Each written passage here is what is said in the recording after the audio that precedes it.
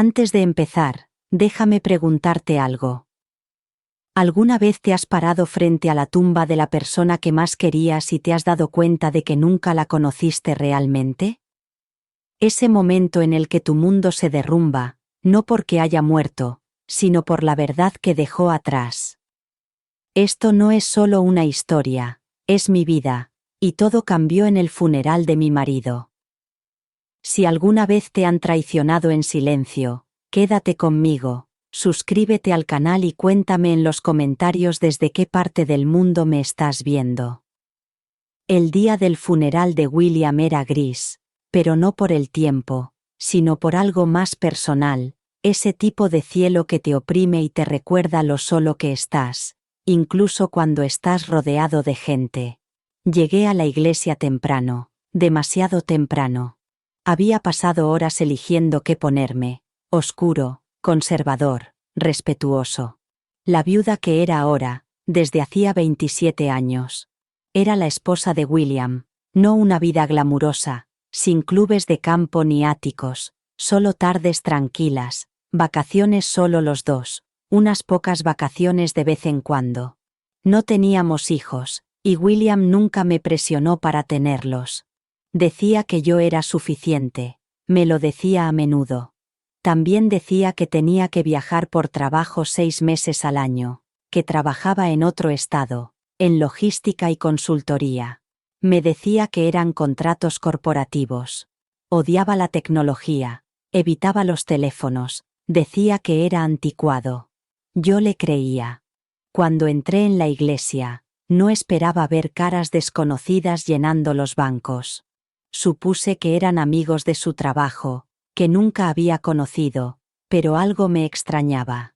La gente me miraban con simpatía, me miraban como si no perteneciera a ese lugar. Entonces la vi, una mujer de mi edad, de pie, rígida, vestida de negro como yo, pero con un dolor que era ira, no tristeza. A su lado había 2 adultos, un hombre de unos 30 años y una mujer no mucho más joven. Me miraban como si fuera veneno y no entendía por qué, hasta que terminó el servicio. Caminaba hacia la salida cuando oí una voz masculina aguda, lo suficientemente alta como para que todos se volvieran. Increíble, tiene el descaro de aparecer por aquí. Me quedé paralizada y me volví hacia el hombre. Uno de los hijos adultos me señalaba. Su madre, la otra mujer, le agarró del brazo, pero era demasiado tarde. Las palabras salían a borbotones. Has destrozado nuestra familia, no eras más que una amante y ahora quieres lástima, amante. Las risas, las burlas y los murmullos se extendieron como la pólvora. No respirar. Miré a la mujer. Sus ojos no estaban confundidos, estaban llenos de dolor. Ella sabía quién era yo, lo sabía, y sin embargo yo no tenía ni idea de quién era ella. Abrí la boca, pero no salió ningún sonido. Mis piernas me llevaron fuera de la iglesia. Mi corazón latía tan fuerte que no oír el mundo a mi alrededor. Más tarde, esa noche, me senté sola en el suelo de mi salón, con las luces apagadas y los zapatos puestos. No lloré, no podía. Estaba paralizada por una especie de shock que hacía que el tiempo se ralentizara. William tenía una esposa, otra esposa, hijos, una vida. Los 6 meses que pasaba fuera cada año eran para ellos y para mí. Yo no era la esposa, era la otra mujer. El problema es que yo no tenía ni idea, y, de alguna manera, eso lo hacía aún peor, porque ahora no solo estaba llorando la pérdida de un marido, estaba llorando una vida que nunca había tenido, y que todo el mundo pensaba que yo había conocido desde siempre. El silencio de mi casa ya no era tranquilo, era acusador. Deambulaba de una habitación a otra como una extraña en mi propia vida, tocando cosas que antes me reconfortaban. El olor de la colonia de William aún perduraba débilmente en el cuello de la chaqueta que colgaba junto a la puerta. Debería haberla tirado, estaba por todas partes. Su fantasma se burlaba de mí, no con ira, sino con secretos. 27 años, una vida que creía que habíamos construido juntos, vacaciones, cumpleaños, aniversarios de boda. Todo parecía ahora una obra de teatro, porque mientras yo le escribía notas de amor y planeaba las comidas para su regreso, él estaba cogido de la mano de otra persona en otro estado, celebrando el cumpleaños de otro niño, besando a otra mujer antes de dormir, y sin embargo yo lo amaba. Eso hacía que la traición se sintiera como un cuchillo clavado en los huesos. Me senté en el sofá, aferrada a nuestra foto de boda, y la estudié en busca de respuestas que sabía que no encontraría. ¿Había habido señales? Las llamadas nocturnas que recibía fuera de casa, la maleta que nunca me dejaba hacer. ¿Era realmente posible que hubiera elegido no ver? Mi teléfono vibró. Era un mensaje de un amigo común, o más bien de alguien que creía que era un amigo.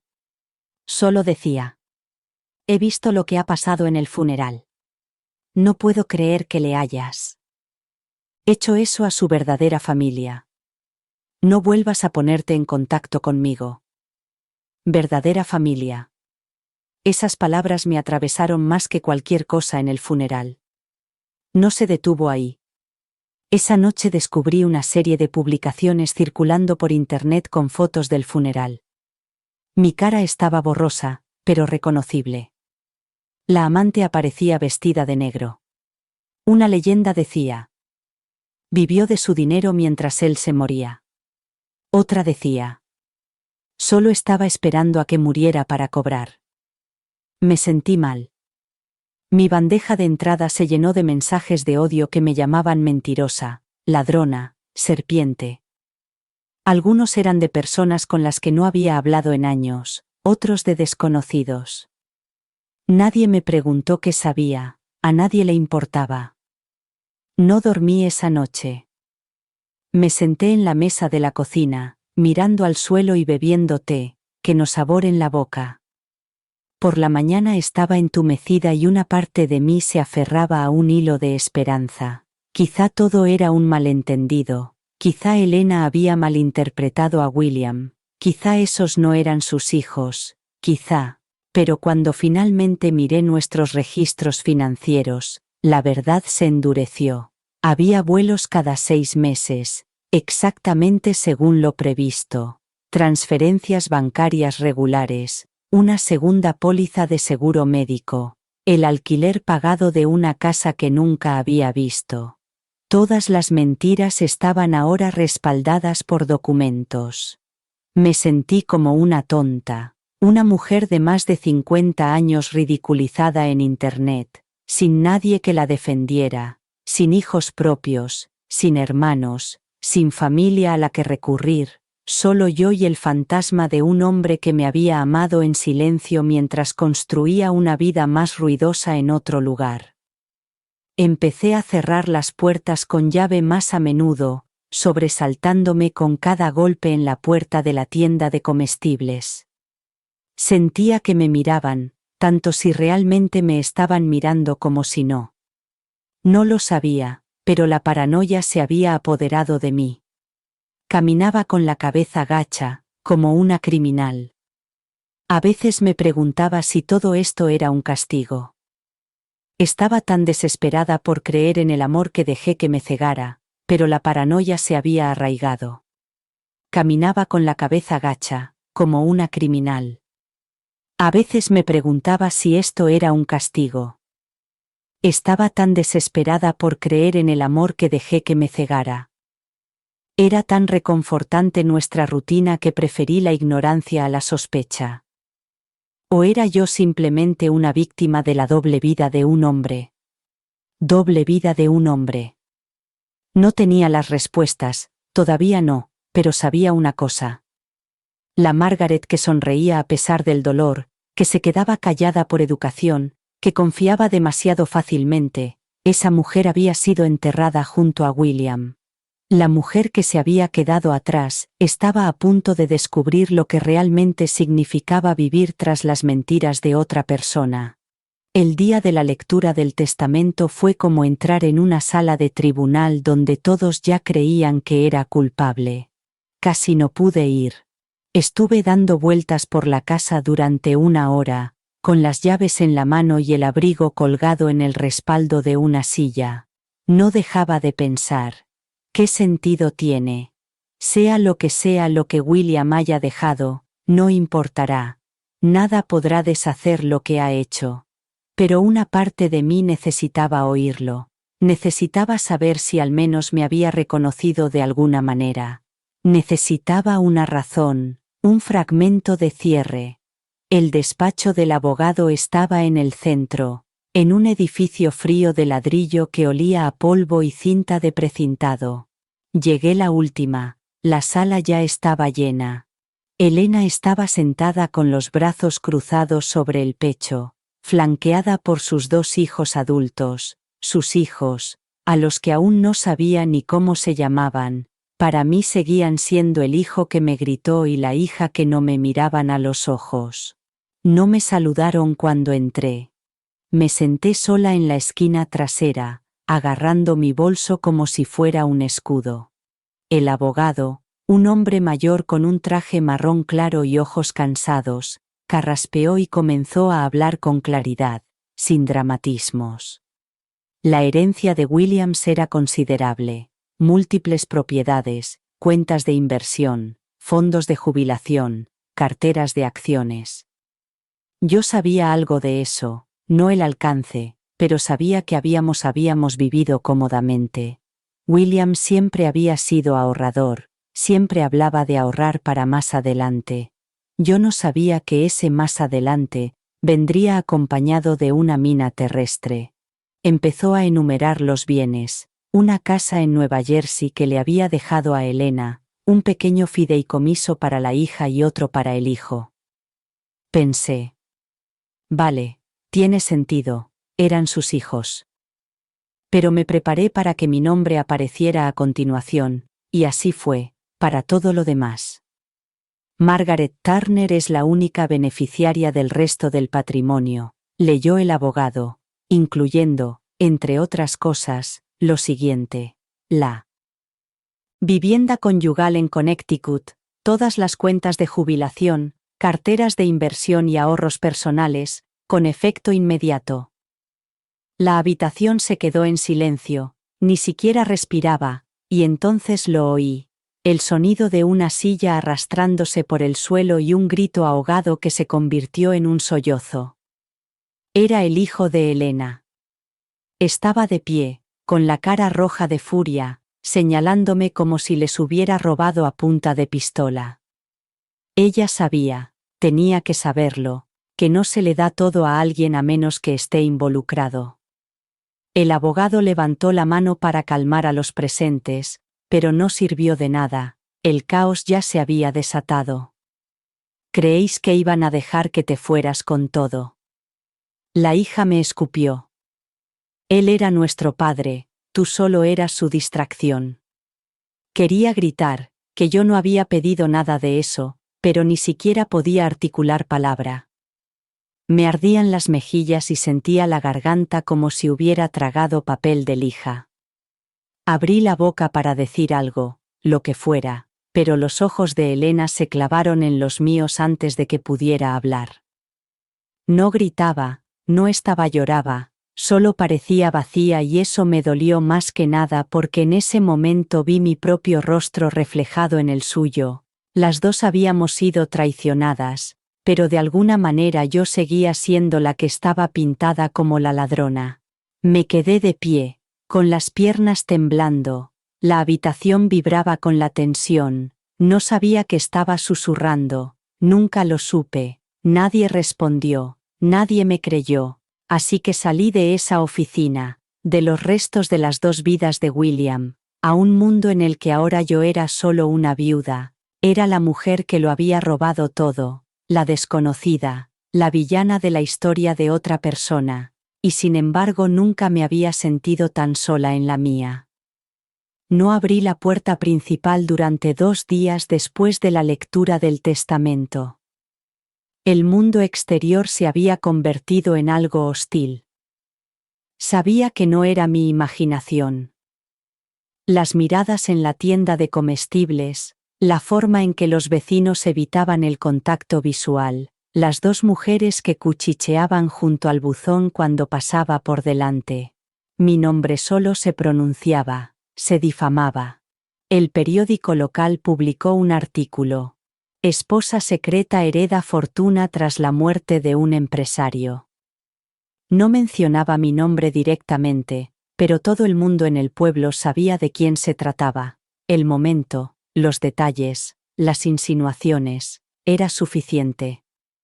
Dentro de mi propia casa tampoco encontraba paz. Cada rincón me recordaba a William. Sus zapatillas junto a la puerta trasera, su cepillo de dientes todavía en el baño.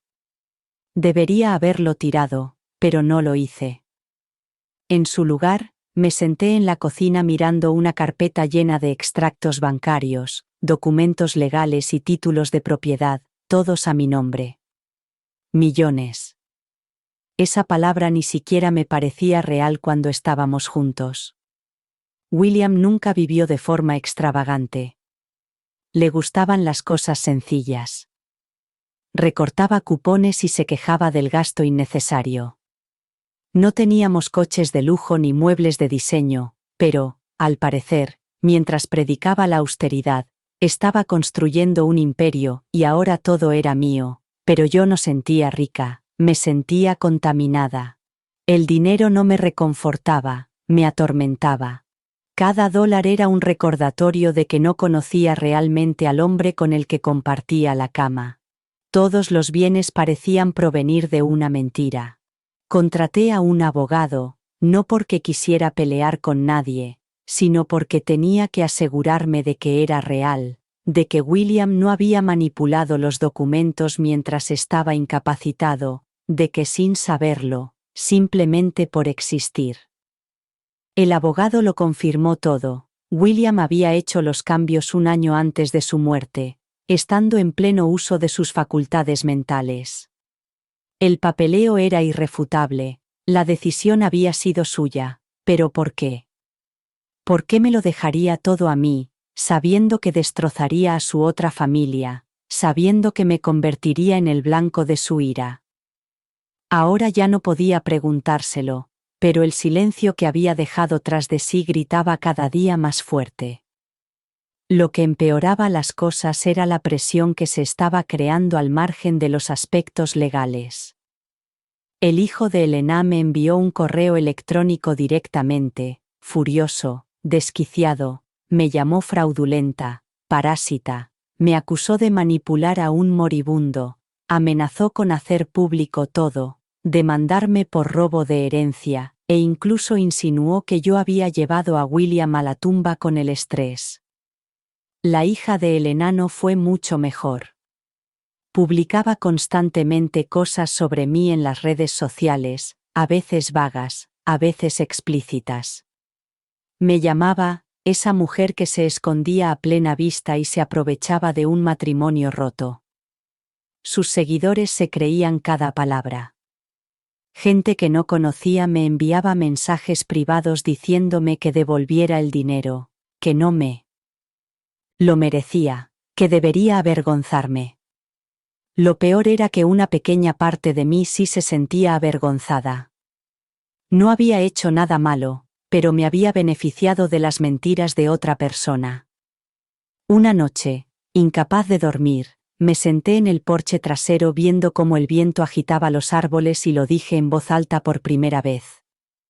No quiero esto, la casa, los coches, el dinero, los juicios, el silencio, no quería nada de eso, quería recuperar mi vida, la sencilla, aquella en la que todavía creía en mi marido, en la que mi mundo tenía sentido, pero esa vida había muerto, y en su lugar me quedé con las cenizas de un hombre que me amaba y me traicionó, que eligió protegerme económicamente pero no emocionalmente, que vivió dos vidas tan limpias que incluso en la muerte consiguió destruirlas ambas, y ahora estaba sola con las consecuencias, sola y odiada, Y ni todo el dinero del mundo podría hacer que más liviano.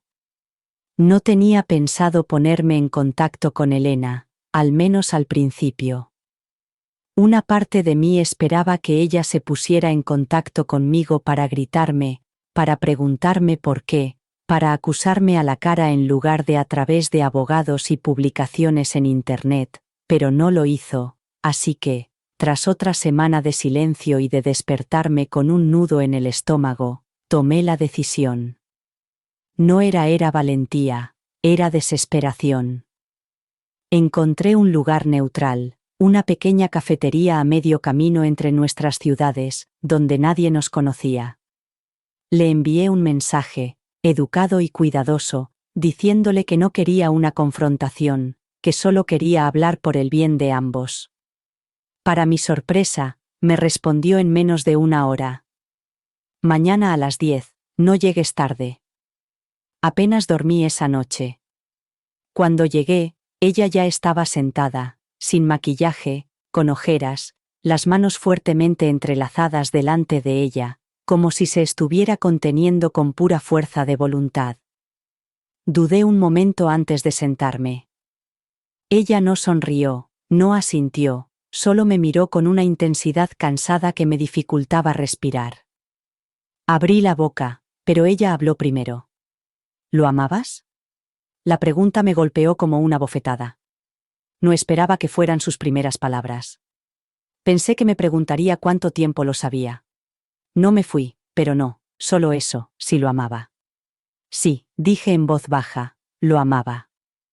Ella asintió una vez, casi imperceptiblemente, apretó la mandíbula, sus ojos se llenaron por un momento y luego parpadearon y se aclararon de nuevo. Él me dijo que eras una novia, dijo. Una de muchas antes de que nos casáramos. Una vez le pregunté si ustedes dos habían vuelto a ponerse en contacto y él se rió y me dijo que no me preocupara. Ella tomó un sorbo de su café, con las manos temblando ligeramente. Nos mintió a los dos durante más de 2 décadas, 25 años de planificar cumpleaños en torno a viajes de negocios. 25 años viendo a mis hijos esperar junto a la ventana cada mes de junio sabiendo que no volvería hasta Navidad. No podía hablar. ¿Sabes lo que más duele?, continuó ella.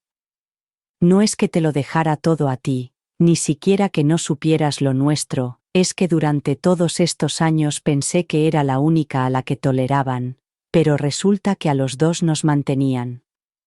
La palabra se quedó suspendida entre nosotros. Asentí lentamente. Solía imaginar nuestro futuro, dije en voz baja, sentados juntos en el porche, viejos y cansados, viendo pasar las estaciones. Pensaba que teníamos tiempo. Ella soltó una risa amarga. El tiempo que ese hombre dividió cada minuto como un tablero de ajedrez. Las vacaciones siempre eran las más duras y ahora mis hijos me odian porque no luchar más, piensan que dejé que esto pasara, que no fui suficiente. La miré. Elena, te juro que no lo sabía, ni un minuto, si lo hubiera sabido, te habrías ido. Ella preguntó, no acusadora, solo curiosa. Dudé, no sé, quiero creer que lo haría, pero 27 años son muchos recuerdos que borrar. Ella asintió de nuevo lentamente. Lo mismo. Nos sentamos en silencio, dos mujeres una al lado de la otra, cuidando heridas idénticas causadas por el mismo hombre. Finalmente, sacó un sobre gastado de su bolso.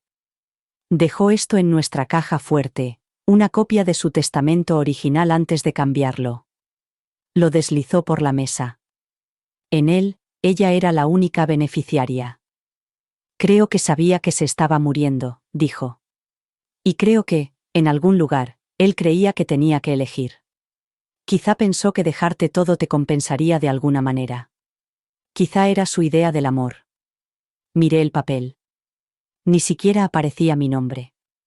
No pedí el dinero. Dije que aún no sabía qué hacer con él. Ella me miró con más ternura esta vez. Yo tampoco. Salimos de la cafetería sin darnos la mano, sin abrazarnos, sin cerrar el capítulo.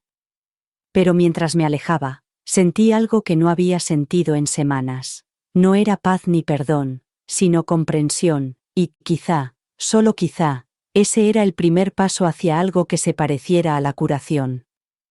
No tenía intención de contactar con Elena, al menos al principio.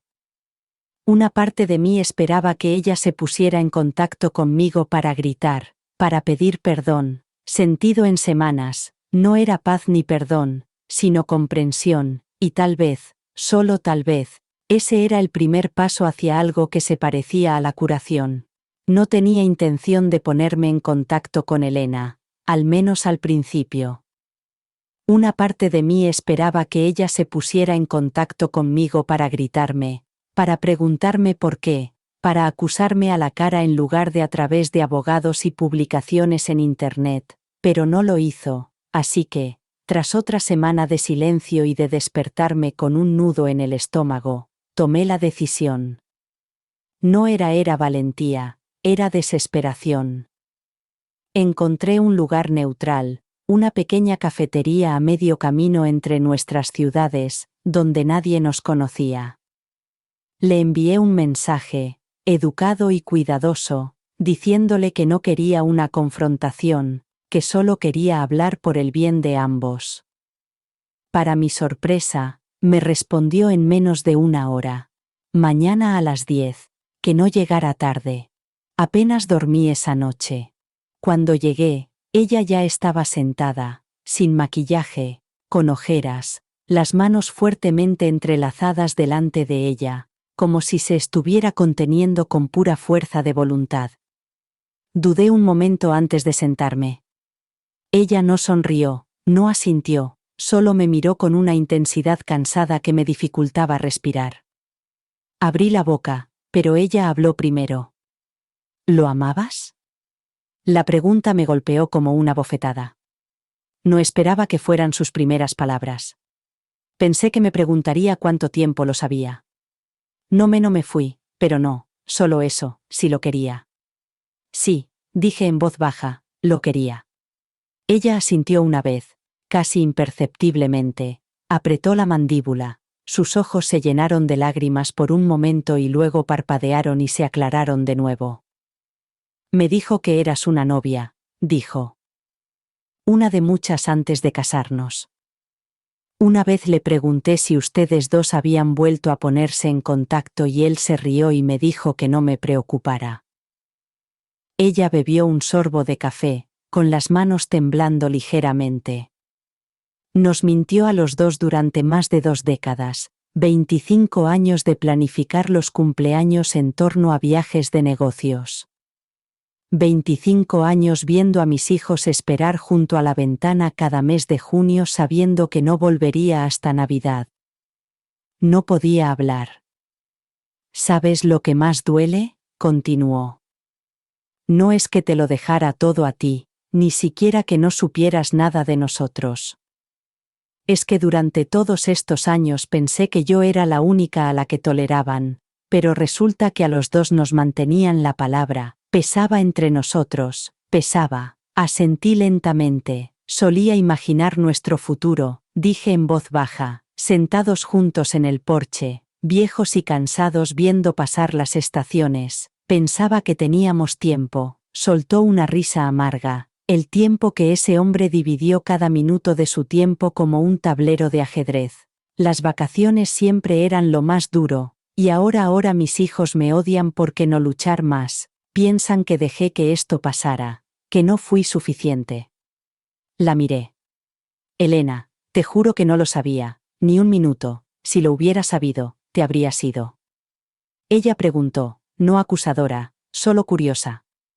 Dudé, no sé, quiero creer que lo haría, pero 27 años son muchos recuerdos que borrar.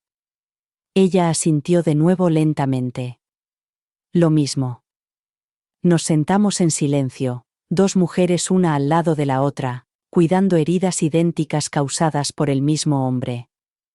Finalmente, sacó un sobre gastado de su bolso. Él dejó esto en nuestra caja fuerte, Una copia de su testamento original antes de cambiarlo. Lo deslizó por la mesa. En él, ella era la única beneficiaria. Creo que sabía que se estaba muriendo, dijo. Y creo que, en algún lugar, él creía que tenía que elegir. Quizá pensó que dejarte todo te compensaría de alguna manera. Quizá era su idea del amor. Miré el papel. Ni siquiera ponía mi nombre. No pedí el dinero, dije que todavía no sabía qué hacer con él, qué hacer con él. Ella me miró con más ternura esta vez. Yo tampoco. Salimos de la cafetería sin darnos la mano, sin abrazarnos, sin cerrar el tema. Pero mientras me alejaba sentí algo que no había sentido en semanas. No era paz, ni perdón, sino comprensión, y tal vez, solo tal vez, ese fue el primer paso hacia algo parecido a la curación. Limpié la puerta del garaje en 3 días. Dejé las letras rojas manchando el panel blanco, llamativas y furiosas, mentirosas como una marca en mi alma. Los vecinos pasaban más despacio de lo habitual. Uno de ellos se ofreció a ayudarme a pintarlas, pero lo rechacé porque una parte de mí sentía que me lo merecía y otra quería que el mundo lo viera, que viera cómo el dolor se convertía en rabia, que viera cómo una mentira dicha por un hombre podía destrozar vidas y dejar a un extraño cargando con la culpa. Pero a la 4ª mañana me desperté y decidí que ya estaba harta de cargar con una vergüenza que no era mía. Compré pintura, cubrí las letras, y por primera vez en semanas, me miré al espejo y no aparté la mirada. Ese mismo día tomé una decisión. Si querían convertirme en una villana, yo respondería como alguien a quien no pudieran definir. No reaccionaría, no me disculparía por cosas que no había hecho, hice. Recuperaría mi vida paso a paso. Aumenté las donaciones anónimas, transferí dinero a bancos de alimentos, refugios y residencias de ancianos, financié terapia para viudas, en silencio, sin hacer ruido. No lo hacía para redimirme, lo hacía porque deshacerme de pedazos de esa herencia envenenada era como arrancarme espinas de la piel. Pero, por supuesto, no tardó mucho en correrse la voz. La hija de Elena ha publicado capturas de pantalla de los documentos judiciales. Está tratando de comprar el perdón, decía un comentario. Dinero de la culpa, decía otro. Quita tus sucias manos del legado de nuestro padre. Luego llegó la notificación judicial formal. Los hijos de Elena me demandaban por impugnar el testamento. Los motivos eran manipulación emocional, coacción a un hombre vulnerable y falta de capacidad mental. Leí los documentos sentada sola en la misma cocina donde William solía traerme el té. Decían que lo había manipulado mientras estaba muriendo, que lo había presionado para que cambiara el testamento a mi favor, que lo había aislado de ellos a propósito. Nada de eso era cierto, pero la verdad ya no importaba. Importaba ya. La percepción sí importaba. Le di los documentos a mi abogado, que me aseguró que el caso era endeble, que la salud mental de William había sido intacta en el momento de los cambios, que había registros médicos, firmas de testigos, que todo había sido notariado. Aún así, no podía dormir, no podía comer, dejé de abrir las cortinas hasta que una mañana encontré un sobre pegado a mi puerta, sin sello, sin remitente. Dentro había una foto mía fuera de la oficina de correos con una leyenda escrita con rotulador grueso: ¿Cómo va el dinero de la sangre, Maggie? Lo tiré al suelo y fui directamente al fregadero, donde vomité hasta que empecé a temblar. No temía por mi vida, temía convertirme en lo que decían que era. Llamé a mi abogado de nuevo. Quiero llegar a un acuerdo, le dije.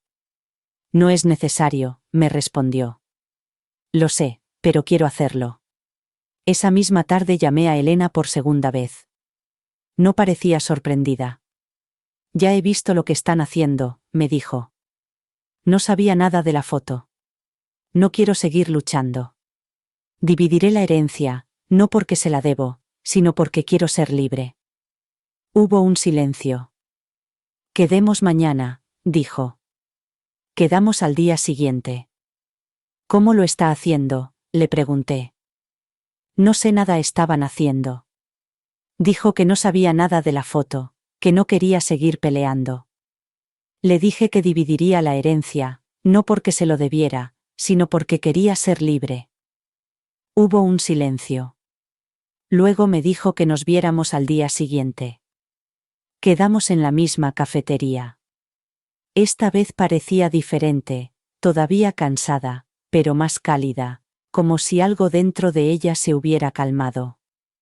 Se disculpó por lo que habían hecho sus hijos, no solo por la demanda, sino por la campaña de odio, las publicaciones, los rumores. Están enfadados, dijo que no saben qué hacer con ello. Yo le dije que yo tampoco. Hablamos durante más de 1 hora sobre el dolor, la traición, la maternidad y la ausencia de esta en mi vida. Finalmente, llegamos a un acuerdo legal por escrito y privado. Una parte de la herencia se destinaría a un fondo para sus nietos y otra parte a una organización sin ánimo de lucro en nombre de William. El resto lo podría hacer lo que quisiera.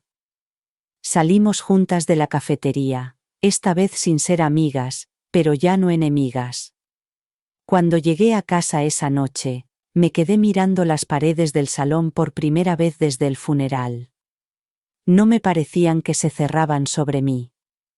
Seguía sin marido, sin hijos, sin viejos amigos, pero tenía algo mejor. Una puerta que empezaba a abrirse y yo estaba por fin lista para atravesarla. No le dije a nadie que me mudaba, ni al abogado, ni a los vecinos, ni siquiera a Elena. Necesitaba tranquilidad, necesitaba romper con todo. Demasiada gente se había formado una opinión sobre mí basándose en cosas que no sabía. Demasiadas caras me miraban con lástima o desprecio, no había término medio. Así que empaqueté mi vida en silencio, con cuidado y metódicamente. Vendí la casa que William y yo habíamos compartido, nuestro hogar conyugal, como lo llamaba el testamento, quedarme allí. Cada tabla que crujía en el suelo me parecía una mentira. Cada cajón que abría me recordaba a un hombre que guardaba los cajones como guardaba los secretos, ordenados, cerrados con llave y etiquetados. Doné la mayor parte de nuestros muebles y regalé cosas que ya no sentía mías. Solo me quedé con lo esencial. Álbumes de fotos, las tazas de té de mi madre, algunos libros, ropa. Dejé todas sus cosas, no por ira, sino porque pertenecían a otra vida. Compré una pequeña casita a 2 pueblos de distancia. Era modesta, con una valla blanca y un arce en el jardín delantero. Aquí no había ningún legado, ningún susurro. Solo era otra mujer que se mudaba a una calle tranquila por primera vez en meses. Dormía toda la noche y las mañanas estaban llenas del canto de los pájaros y del sonido lejano de los aspersores al encenderse. Empezaba cada día con toma de té en el porche. No veía las noticias, no miré el teléfono, solo me sentaba a respirar. La primera vez que alguien me saludó en la calle, una corredora que pasaba por allí, me sobresalté, pero ella sonrió, solo sonrió, sin sospechar nada, sin reconocerme. Me pareció un pequeño milagro. Encontré la biblioteca local y me ofrecí como voluntaria. La directora, una mujer de unos 60 años llamada Ruth, me recibió con los brazos abiertos. No me preguntó por mi pasado, solo me entregó una caja de libros devueltos y me dijo: ¿Crees que puedes ordenarlos alfabéticamente? Casi me echo a llorar. Empecé a ayudar en la sala de lectura infantil los sábados. Las risas, el movimiento, la vida. Me recordaban que aún quedaban partes del mundo que no habían sido tocadas por la traición. Adopté una perra mestiza del refugio local, de tamaño mediano y con una oreja caída. La llamé June, por el mes en que todo se derrumbó y el mes en que decidí reconstruir mi vida. Me seguía a todas partes, dormía junto a mi cama y me miraba con ojos que no juzgaban. Con el tiempo, Elena se puso en contacto conmigo. Había oído hablar de la mudanza y me preguntó si estaba bien. Le dije que sí. Entonces, un sábado vino a visitarme y trajo galletas, no caseras, sino de una panadería de su pueblo. Me dijo que me quería encantada. Nos sentamos en el porche, con June a nuestros pies, y hablamos durante horas, no de William, sino de libros, de las noticias, de jardinería, de la vida. Sus visitas se hicieron mensuales y luego más frecuentes. Un día vino con sus nietos, que al principio eran tímidos, inseguros, pero June hizo su magia, y, al final de la tarde, estaban jugando a lanzar la pelota en mi patio trasero y llamándome, señorita Maggie. No sabía cómo sentirme al respecto, nunca había tenido hijos, nunca pensé que iba a recibir ese título, pero oírlo dicho con timidez y amabilidad me provocó algo que no había sentido en mucho tiempo, un sentimiento de pertenencia. No intenté sustituir a nadie, no ofrecí consejos, solo estaba allí, presente, paciente, y quizá en esa quietud empezaron a verme como algo más que la sombra de su pasado. Todavía recibía correo de lugares antiguos, todavía veía aparecer artículos de vez en cuando, la gente no olvidaban fácilmente los escándalos, pero en mi nuevo hogar ya no era la mujer que había heredado una fortuna gracias a una traición, era la mujer que trabajaba en la biblioteca, que había adoptado un perro de un refugio, que tenía una vecina llamada Ruth, y un porche con campanas de viento, y en esta vida tranquila y apacible empecé a sentirme completa de nuevo. No era la misma mujer que era antes, esa mujer había desaparecido, pero era alguien nuevo, alguien más fuerte, alguien que había sobrevivido al incendio y había salido de él con elegancia. Fue un sábado cuando ocurrió, una mañana soleada y fresca, de esas en las que todo parece tranquilo, en las que incluso el aire parece perdonar. Acababa de volver del mercado, con June trotando a mi lado, cuando vi el sobre en el umbral de la puerta. No tenía remitente, ni letra, igual que el anterior. Me quedé paralizada. La última vez que había pasado, había acabado vomitando en el fregadero de la cocina, temblando de miedo y vergüenza, pero yo ya no era esa mujer. No iba a dejar que un sobre cerrado me quitara la paz. Aún así, mis manos temblaban ligeramente mientras lo abría. Dentro había fotocopias, documentos legales, comentarios de un foro en línea, y, en la parte superior, una frase en negrita escrita con rotulador rojo. Creías que habíamos terminado. No necesitaba una firma para saber quién lo había enviado, el hijo de Elena. Había oído a través de un vecino que no había aceptado bien el acuerdo, que su madre había traicionado la memoria de su padre al hacer las paces conmigo, que lo había vendido por dinero y unas disculpas. Al parecer, se había obsesionado, convencido de que William había sido coaccionado. Estaba revisando viejos correos electrónicos, contactando con antiguos compañeros de trabajo de William y recopilando cualquier cosa que pudiera utilizar para reabrir el caso. Ese sobre era su advertencia, no había terminado conmigo. Llamé a mi abogado inmediatamente. Me dijo que mantuviera la calma, que no había nada nuevo ni procesable en los periódicos, pero aún así, solo oír las palabras en voz alta otra vez, manipulación, fraude, influencia ilícita, sacó a la luz algo viejo y doloroso. El lunes, las noticias locales se hicieron eco de los rumores sobre las nuevas acusaciones, solo un titular, lo justo. Me quedé en casa durante una semana. La ansiedad volvió a apretarme la garganta como en aquellos primeros días después del funeral. June no se separó de mi lado por la noche. sentada en la cama con el portátil cerrado, tratando de que no me temblaran las manos. Entonces llamó Elena. He oído lo que está haciendo, dijo. Lo siento. Me quedé en silencio. Está enfadado, continuó. Pero no está bien, Maggie. No ve las cosas con claridad. Está tratando de destruirme. No, dije. Está tratando de castigar a alguien porque no sabe qué hacer con su dolor, y no voy a dejar que me utilice a mí ni al fantasma de William Fantasma para hacerlo. 2 días después, se presentó en mi puerta. Había llamado a la fiscal general y había presentado una declaración en mi defensa. Había declarado que yo no había coaccionado a William, que él había estado lúcido y había tomado sus decisiones por culpa propia, no por manipulación. Ella me apoyó públicamente, y cuando llegó el momento de la vista para revisar si se podía reabrir el caso, se sentó a mi lado en el juzgado.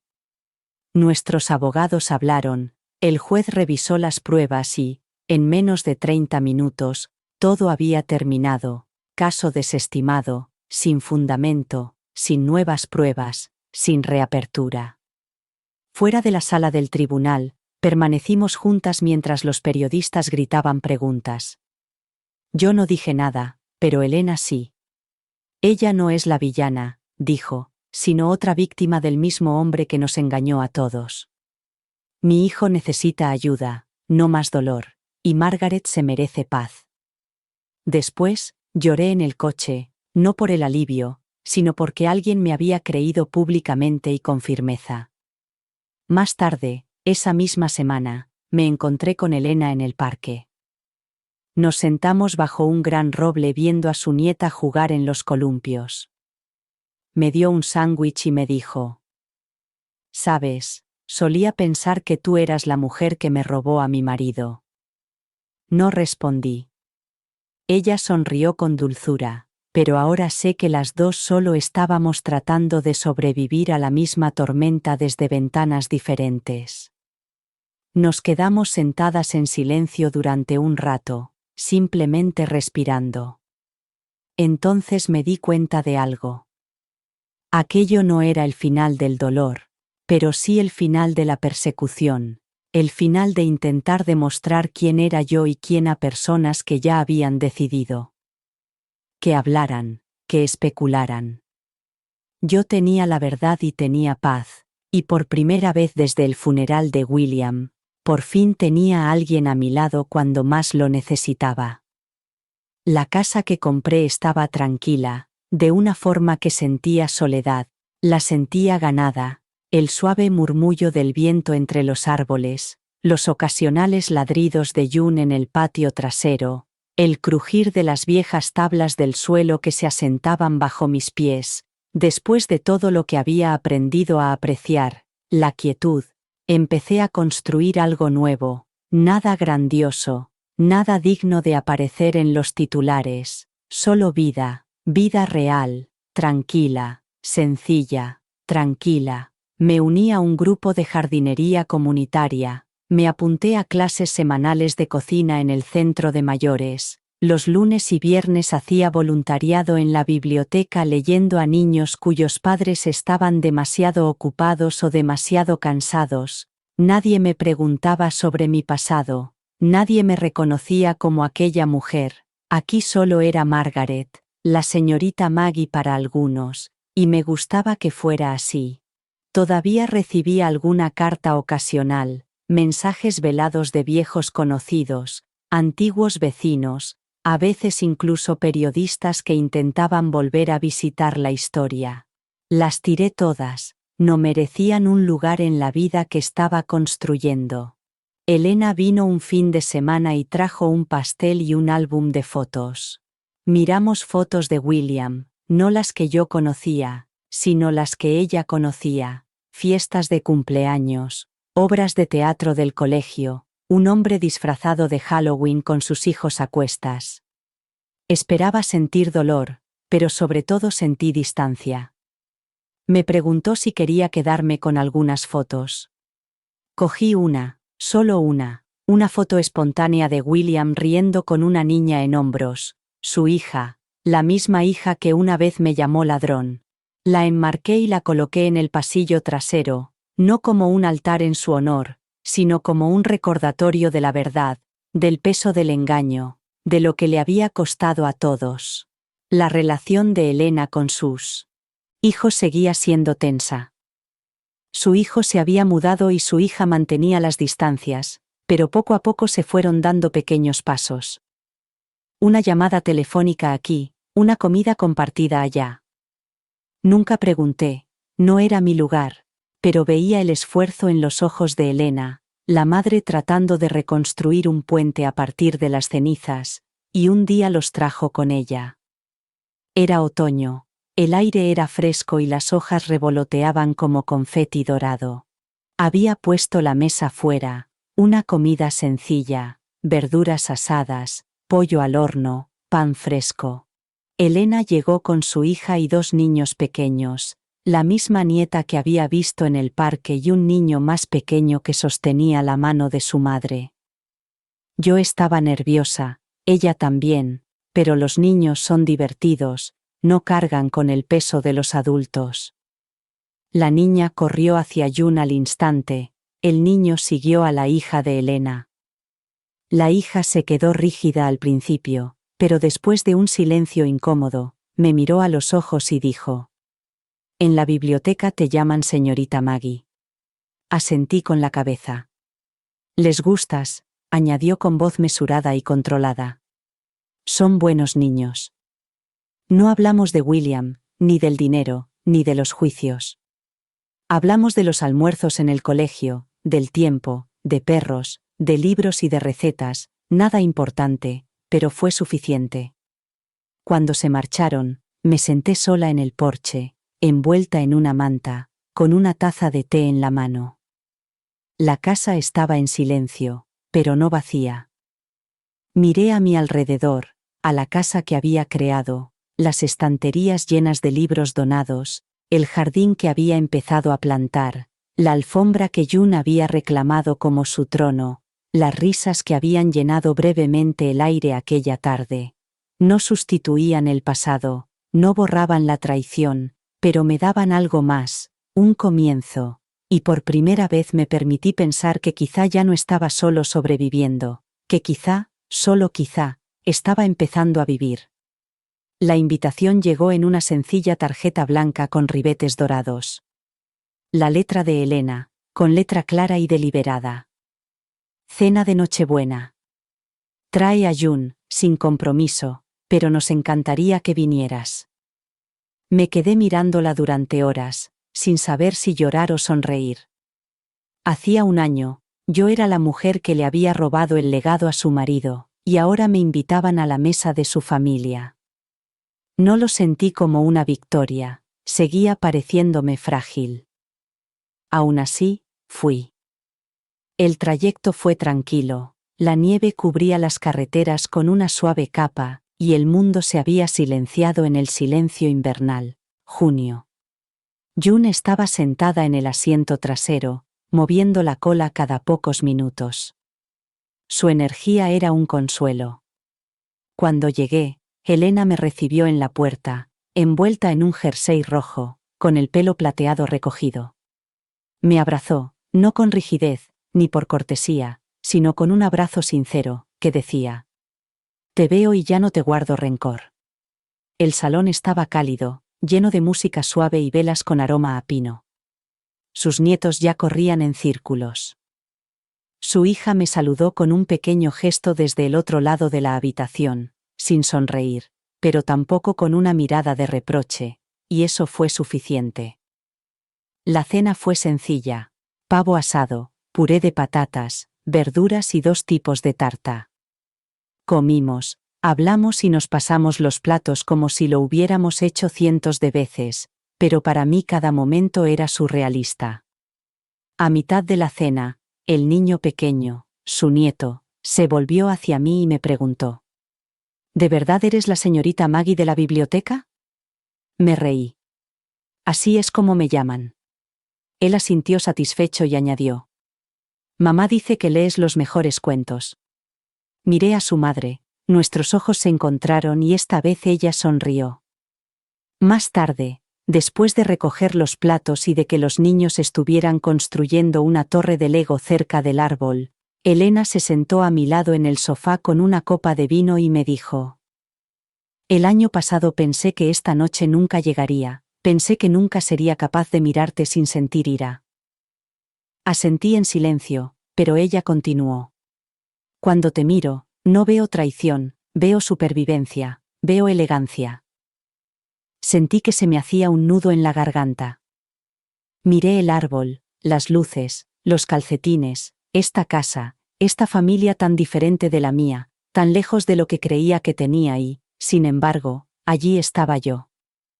Nunca intenté reemplazarte, le susurré. Ni siquiera sabía que tenía algo que reemplazar.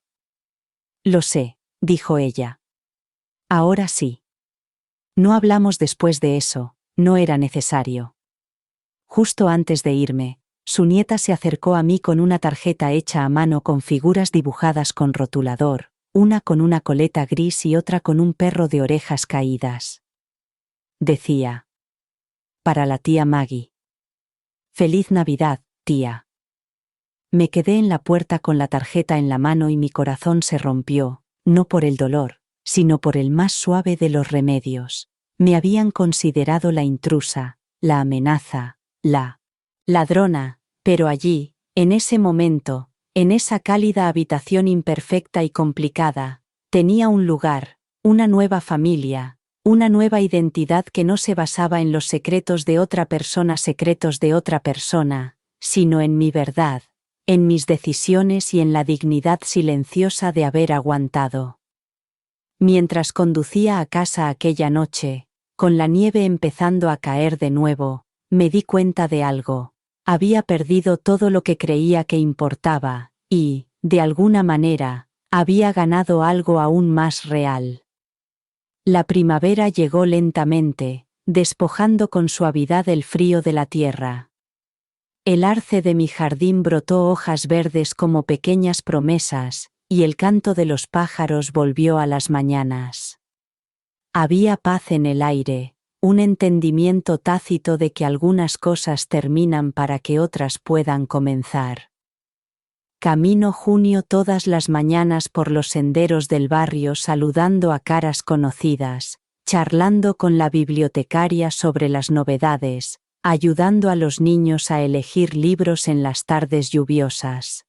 Nadie susurraba sobre mi pasado aquí, nadie preguntaba por William, me conocían simplemente como la señorita Maggie, la mujer que leía en voz alta con demasiadas voces, que siempre llevaba golosinas para perros en el bolsillo del abrigo, que sonreía incluso cuando sus ojos a veces tenían sombras, y eso era suficiente, pero no siempre fácil. A veces el pasado regresaba en pequeños detalles, un recuerdo, una fotografía guardada en un libro viejo, un artículo que alguien reenviaba sin pensar. A veces por la noche me despertaba buscando un espacio en la cama que ya no pertenecía a nadie, pero el dolor era diferente ahora, no sangraba, latía en silencio, era manejable, había aprendido a vivir con él.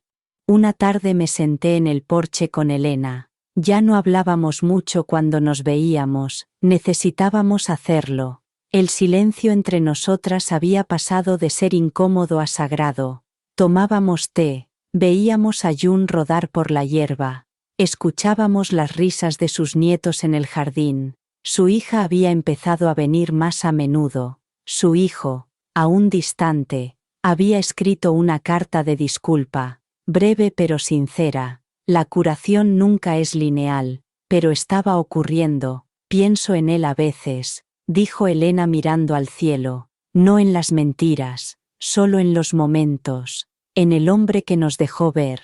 Asentí. Yo también. No podíamos fingir que lo bueno borraba lo malo. No lo envolvimos en un perdón que no se había ganado, pero reconocimos las piezas que dejó atrás, y la fuerza que le costó levantarse de sus ruinas. Me alegro de que no le dejáramos quitarnos todo, dije en voz baja. Elena me miró. No nos quedábamos nosotros, y ahora tenemos esto, este vínculo improbable nacido de la traición, pero moldeado por la elección. Cuando se marchó aquel día, me quedé en el porche mucho después de que el sol se pusiera. Jun apoyó la cabeza en mi pie, la brisa traía el aroma de las lilas en flor, las que solía cultivar mi madre, y pensé en la mujer que era hace un año, la mujer que estaba en un funeral, y descubrió que todo lo que sabía era una mentira, la mujer que fue humillada, atacada, abandonada, la mujer que heredó no solo una fortuna, sino una maldición. Enterré a esa mujer, no con rencor, sino con reverencia, porque sobrevivió, y, en su lugar, yo me había convertido en alguien más fuerte, alguien que no necesitaba gritar para ser escuchada, alguien que no necesitaba demostrar nada a nadie, alguien que tomó una vida rota y la reconstruyó, ladrillo a ladrillo, con calma y firmeza. No solo había encontrado la paz, la había reclamado en mis propios términos, no por venganza, sino por sobrevivir a la tormenta, por resistir los susurros, por elegir caminar en la verdad cuando todas las mentiras me rogaban que me derrumbara. Me mantuve erguida y vi cómo la última luz desaparecía detrás de los árboles. Mañana llegaría como siempre, y yo estaría preparada. Gracias por escuchar. No olvides suscribirte, y no dudes en compartir tu historia en los comentarios. Tu voz importa.